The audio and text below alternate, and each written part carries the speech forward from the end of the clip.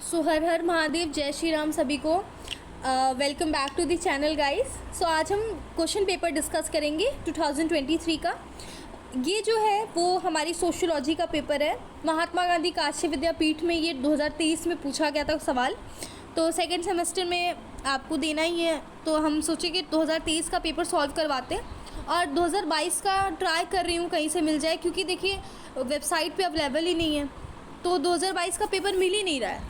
तो मैं ट्राई करूँगी, अगर मुझे मिल जाता है तो 2022 का भी मैं करवा दूँगी। ठीक है, अब चलिए क्वेश्चन को डिस्कस करते हैं। ठीक ठाक पेपर था, इजी ही कह सकते हैं, बट कुछ कुछ चीज़ें थी जो अगर आपके बुक्स के नेम नहीं पता होगे तो वो पेपर नहीं हो पाएगा। मेक श्योर कि आपको सब कुछ पता हो। इस पेपर के बाद आपको क्लियर हो जाएगा। तो first question is who gave occupational theory of caste. जैसे कुछ लोगों को नहीं पता होगा ये चीज़, तो आपका मार्क्स कट सकते हैं अगर आपका तुक्का भाई सही नहीं हुआ तो। ठीक है, the right answer is Nesfield. तो ऑक्यूपेशनल थ्योरी इन्होंने ही दिया था ऑफ कास्ट की। Second, which among the following is stratification on the based of caste. तो ये एस्क्राइब्ड स्टेटस है। आपको पता होगा कि इनमें से कौन सा स्ट्रैटिफिकेशन है कास्ट के बेसिस पे। जब हम बात करते हैं तो एस्क्राइब्ड होता है, जो आप जिस कास्ट में जन्म लिए उससे आप मुंह नहीं मोड़ सकते, उससे चेंज नहीं कर सकते। इफ़ आई एम ब्राह्मण, if I am Kshatriya, if I am Vysya, if I am शूद्र, स्टिल हम उसी वर्णा में रहेंगे। हम चेंज नहीं कर सकते खुद को कि हम SC से जनरल में चले जाएं या जनरल से ST में चले जाएं रिजर्वेशन लेने के लिए। ठीक है, it is the truth of the society guys. So इसमें कहने में कोई बुराई नहीं है कि एक जनरल वाला जनरल कास्ट का होकर रोता है क्योंकि उसे पता है कि उसे रिजर्वेशन नहीं मिलती है। SC ST 40 मार्क्स से आके भी जीत सकते हैं कहीं भी। This is a reality. Differentiation अपने आप आ जाता है। If you are saying that कि you are equal and you are capable of doing something, so if you are taking help of reservation, so what is that? That means you are saying that कि आपको किसी की help की ज़रूरत है। It's not, don't offend, okay. मैं किसी को ऑफेंड करने के लिए चीज़ नहीं बोल रही हूँ, बट अब इस चीज़ पे तो हर बार डिबेट होता है। कोई कहता है सही है, कोई कहता है नहीं है, बट रियलिटी यही है कि अगर आप किसी एक को प्रिविलेज दे रहे हो तो आप दूसरे के साथ नाइंसाफ़ी कर रहे हो, है ना। अगर क्लास में कोई टीचर किसी बच्चे को एक्स्ट्रा प्यार से बात करे, एक्स्ट्रा पूछे इससे सवाल, उसको एक्स्ट्रा होमवर्क मिले और उसको एक्स्ट्रा अलग से टेस्ट लिया जाए ताकि वो और बेटर हो जाए, तो आपको नहीं फील होगा कि यार ये मेरे साथ तो डिस्क्रिमिनेशन हो रहा है, उसको जितना होमवर्क मिलना चाहिए मुझे भी मिलना चाहिए उतना।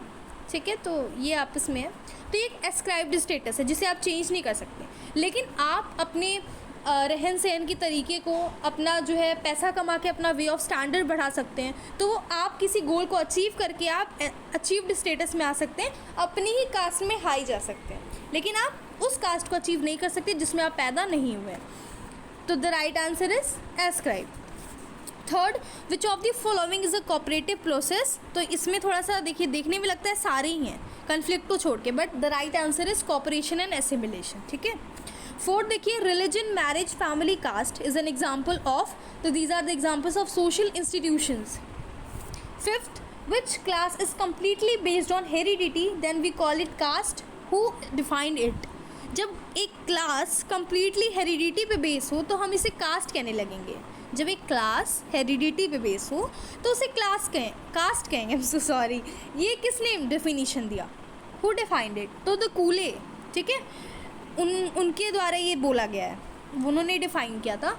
Who among the following is known as the father of sociology. Very easy question, August Comte, first sem में भी पढ़ के रखा है। Origin of sociology is considered to be on.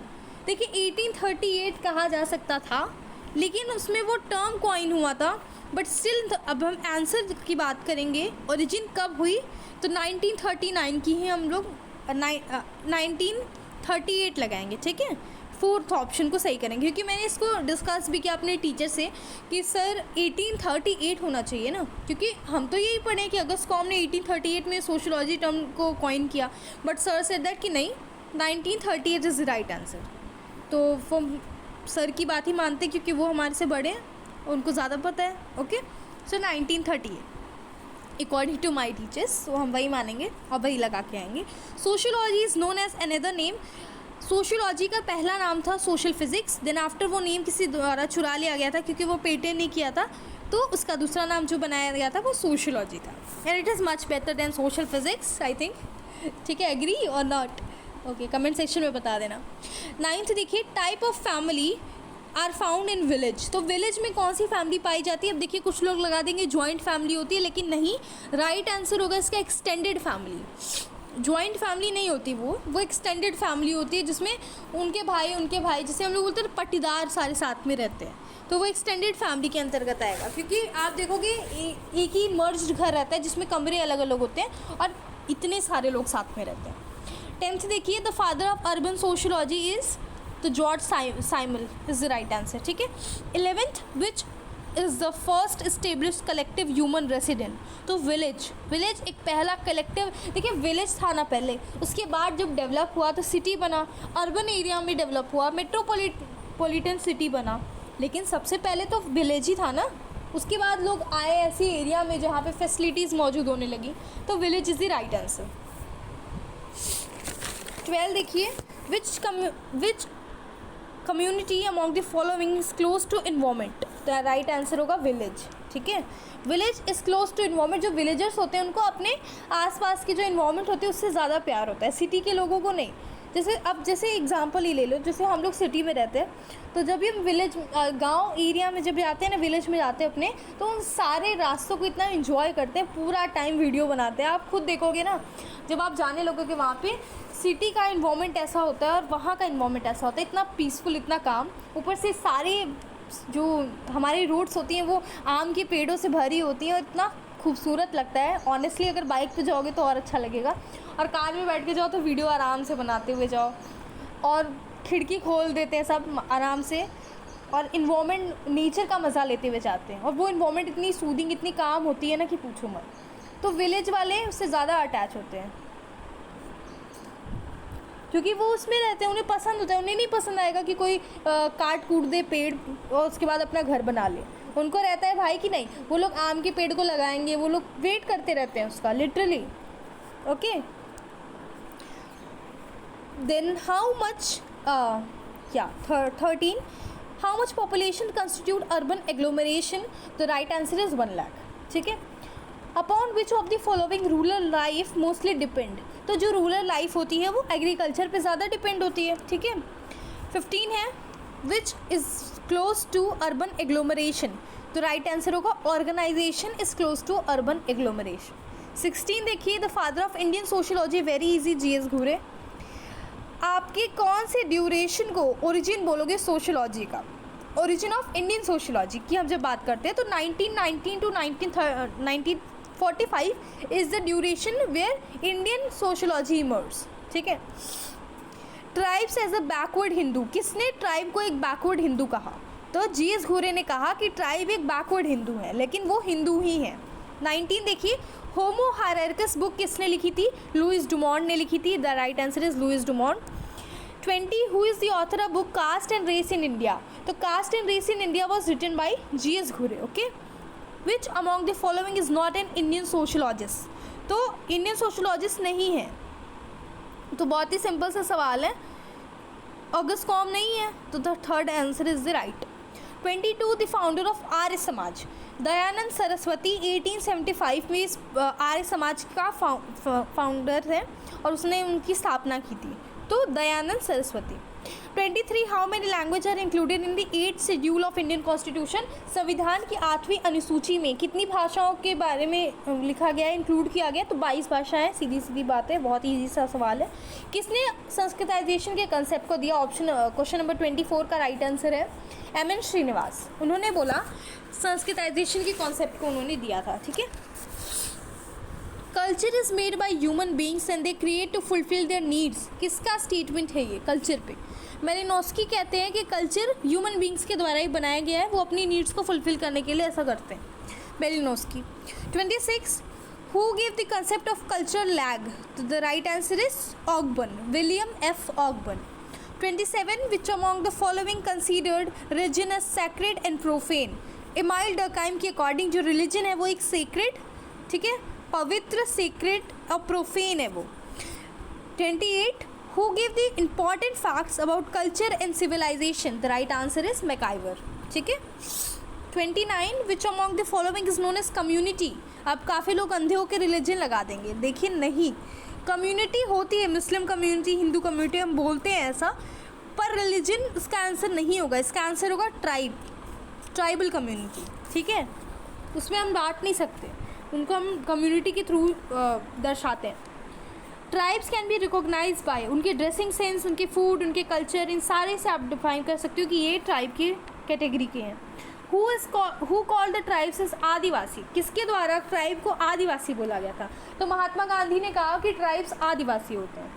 The concept of backward Hindu is given for, tribes के लिए दिया गया है बैकवर्ड हिंदू का कॉन्सेप्ट, ठीक है, थोड़ी देर पहले ही बताया। और इसका राइट आंसर भी यही है। देख सकते हो कि क्वेश्चन कैसे एक दूसरे से मिलता जुलता है, ताकि आपका एक आंसर सही हो तो दूसरा भी लगे हाँ तो सही हो जाए। It's nice. Where are the largest number of tribes found in India, सबसे ज़्यादा ट्राइब मध्य प्रदेश में पाए जाते हैं, ठीक है। Who among the following talked about the policy of tribal separateness, किसने बताया एक पॉलिसी ऑफ ट्राइबल सेपरेटनेस, किसने इसके बारे में बात की थी? द राइट आंसर होगा वेरियर एल्विन जी ने बात की थी। 35 देखिए, Gandhi ji Gandhi ji call tribes through which name, तो गांधी जी ने ट्राइब्स को आदिवासी नाम दिया है। 36 who give the concept of dominant caste, तो dominant caste term was given by M N. Srinivas. 37 in which tribe matriarchal families are found, तो 37 में खासी में जो है मैट्रियार्कल फैमिलीज फाइंड होती है, जैसे कि उनकी मदर ही सारे डिसीजन लेती हैं, उनके अकॉर्डिंग सारे घर में काम होते हैं, चलता है, उनके हाथों में बागडोर होती है, तो मैट्रियार्कल फैमिली, ठीक है। 38 which among the following is known as tribe, तो यादव को हम लोग ट्राइब बोलते हैं, जैसे schedule caste and schedule tribe की जब हम बात करते हैं तो यादव लोग होते हैं वो, तो Yadav is the right answer. Hindu marriage is considered as religious sanskar, ठीक है। हिंदू मैरिज को हम बोलते हैं रिलीजियस संस्कार है, हम अपने 16 संस्कार में से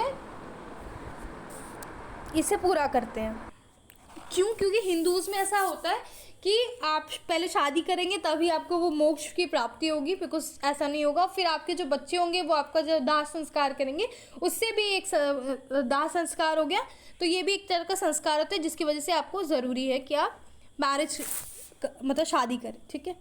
वे was I always use to lose my lines, okay, तो या आई वॉज ऑन 40, ठीक है। 40 Muslim marriage is known as, तो मुस्लिम मैरिज को हम बोलते हैं सोशल कंट्रैक्ट है ये, यानी कंट्रैक्ट ख़त्म हो गया तो आपकी शादी रद्द हो गई और कंट्रैक्ट है चल रहा है, that means you are into a marriage relationship, okay.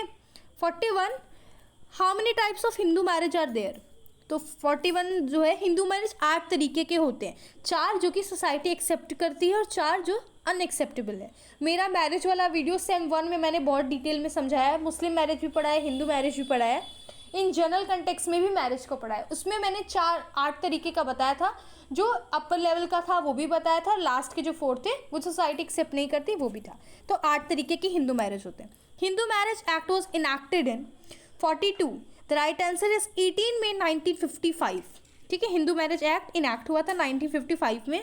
43 when a boy belonging to a higher caste marriage a girl, एक बॉय जो कि हाई कास्ट का है वो एक लोअर कास्ट की विमेन से शादी करता है, तो इसे क्या बोलते हैं? हाइपरगैमी, और ये सोसाइटी एक्सेप्ट भी करती है।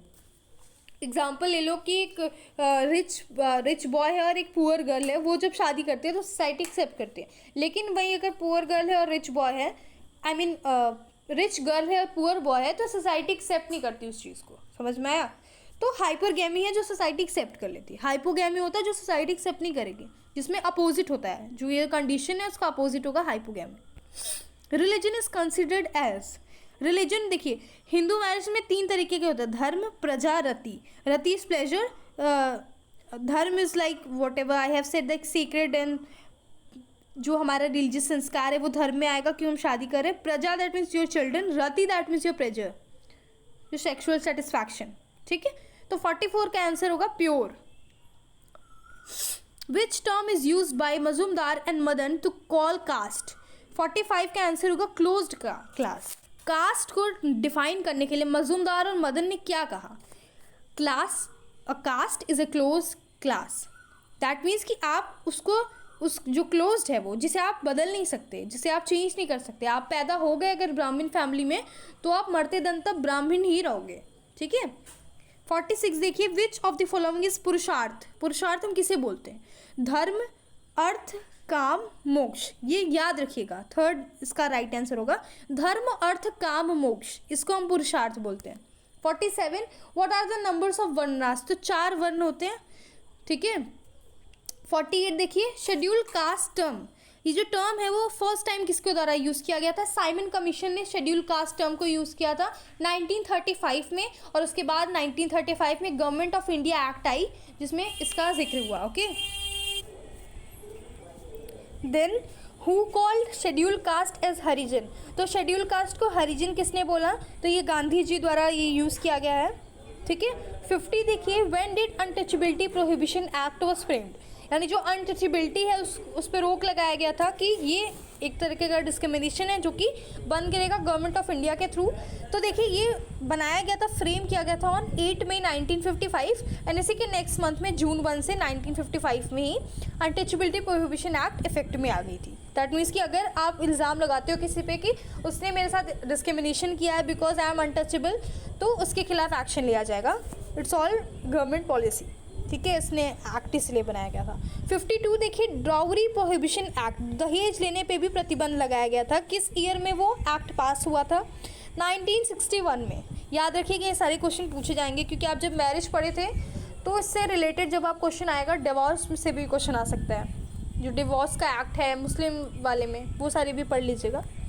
53 which problems among the following Indian womens are suffering from. तो इंडियन वुमेन मोस्टली किस चीज़ से सफ़र कर रही हैं? तो वो एम्प्लॉयमेंट से नहीं सफ़र कर रही, रिलीजन से भी नहीं कर रही, कास्ट से भी नहीं, वो डोमेस्टिक वायलेंस से सफ़र कर रही हैं। जो घरेलू हिंसा उनको किया जाता है, इट्स ऑल बिकॉज कि उनसे कोई प्रॉब्लम है या फिर उनके घर वालों ने इनफ पैसा नहीं दिया, तो उन पे ताड़ना जो होती थी वो डोमेस्टिक वायलेंस है और उसी से सबसे ज़्यादा परेशान है। 54 the caste in India was written by. तो आपका हो जाएगा J.H. हटन, उन्होंने ही लिखा है the caste in India. Who has establish Bahishkrit Hitkari सभा। तो बहिष्कृत हितकारी सभा जो है अम्बेडकर जी द्वारा इस्टेब्लिश किया गया है। 56 विच among the following the state with the largest population. सबसे ज़्यादा पॉपुलेटेड स्टेट है यूपी हमारा। Sorry for the disturbance guys, it's all क्या बोलूँ। तो उत्तर प्रदेश में सबसे ज़्यादा पॉपुलेशन है, जनसंख्या है। 57 stable population is achieved when stable birth and mortality rate. जब लोग स्टेबली, जिनकी डेथ भी हो रही है और जिनका बर्थ भी हो रहा है, जब वो स्टेबल हो जाएगा तो हमारा स्टेबल पॉपुलेशन अचीव कर सकते हैं, ठीक है, न ज़्यादा न कम। 58 state with highest education level. Kerala को हम बोलते हैं कि उसकी जो एजुकेशन सबसे ज़्यादा वहाँ पे लिटरेसी रेट है, तो एजुकेशन वहाँ पे सबसे ज़्यादा लोग पढ़े लिखे हैं, तो Kerala is the right answer. 59 the father demography. Population जब पढ़ाया था तो बताया था कि हमारे फादर हैं डेमोग्राफी के, वो है माल्थस। अगर आपने नई वीडियो देखी होगी तो चेक कर लीजिएगा डीप में पढ़ने के लिए, क्योंकि उसमें थ्योरी जैसा ही पढ़ा है, ठीक है। 60 देखिए, इन विच ईयर नक्सलाइट मूवमेंट। देखिए आर की तरह लग रहा है बट एम लिखा है, ठीक है। मूवमेंट वो स्टार्टेड, तो वेस्ट बंगाल में शुरू हुआ था 1967 में। जो हमारा, मैंने नक्सली एरिया के बारे में जब आपको पढ़ाया था तो ये भी बताया था मैंने। कौन इसके फाउंडर है, जस्ट उसी के नीचे सेम क्वेश्चन दिया गया है उसी से रिलेटेड। तो चारू मजुमदार ने ये सारी चीज़ें शुरू की थी। इसकी स्टोरी जिसे नहीं पता वो पढ़ लेना, और इंटरेस्टिंग भी है, आपको पता भी चलेगा क्या क्या हुआ है भाई। 62 which specific changes occur in the structure and the function. हाँ, by which specific changes occur in the structure and the function of social systems. So आपका आंसर हो जाएगा सोशल ट्रांसफॉर्मेशन, ठीक है। 63 Maoist ideology is associated with, the right answer is Naxalite. फिर 64 which is the salient feature of Indian village। तो Indian village के salient feature है joint family, क्योंकि और सारे ऑप्शन सही नहीं है, तो the right answer is joint family. Which perspective was used by G.S. Ghurye for study of Indian society? तो अनएम्प्लॉयमेंट, इलिटरेशन, सेग्रीगेशन, आइसोलेशन, ये सारे ही इसमें आ जाएंगे, तो all of the above. 67 who has studied about Rampur village. देखिए M.N. श्रीनिवास ने एक book लिखी थी रिमेंबर्ड विलेज, उसमें उन्होंने रामपुर के विलेज का स्टडी किया था। तो ग्राउंड स्टडी की थी, दैट मीन्स कि जाके वहाँ पे स्टडी किया था। तो यहाँ पे हमारा राइट आंसर हो जाएगा M N. Srinivas. An Indian village, the book written by S C. Dube ने लिखा था इंडियन विलेज। 69 देखिए, not a salient feature of city, city का सेलियंट फीचर क्या नहीं है, तो डोमिनेंस ऑफ एग्रीकल्चर, क्योंकि वहाँ पे लोग सेकेंडरी एक्टिविटीज़ में ज़्यादा इन्वॉल्व होते हैं, एग्रीकल्चर को इतना इंपॉर्टेंस नहीं मिलता, वो विलेज में मिलता है। 70 देखिए, which sociologist associated with functionalism, the right answer is G S. Ghurye. I am so sorry, which sociologist associated with functionalism, Emile Durkheim is the right answer. Option के बाहर आपके टीचर बोल रहे हैं, देख रहे हो। 71 देखिए, caste and race in India is written by, the book caste and race in India is written by G S. Ghurye. 72 under which article the end of untouchability has been declared, तो आर्टिकल 17, ठीक है। और इससे पहले जो मैंने बताया था कि 1955 में जून 1 से हो गया था, आर्टिकल 17 में बोला है कि untouchability is totally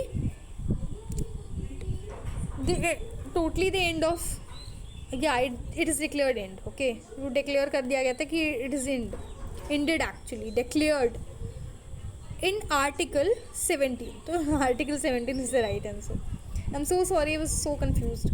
73 which book of G H. Hutton has described about caste, इससे पहले भी सेम चीज़ बताया था, देखिए फिर आ गया ये सेम चीज़, तो आपके दो ऑप्शन सही हो सकते हैं अगर आपने एक अच्छे से पढ़ लिया तो आपके आंसर हो जाएंगे caste in India is written by G H. Hutton, जिसमें उन्होंने डिस्कस किया कास्ट के बारे में, बुक का ही नाम देख के पता चल रहा है। 74 when was national population policy 2000 announce, तो February 15, 2000 national population policy announce की गई थी।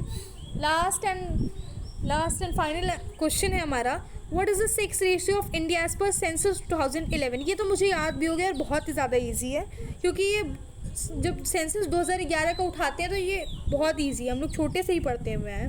943 फीमेल्स पर मेल, 1000 मेल्स, ठीक है।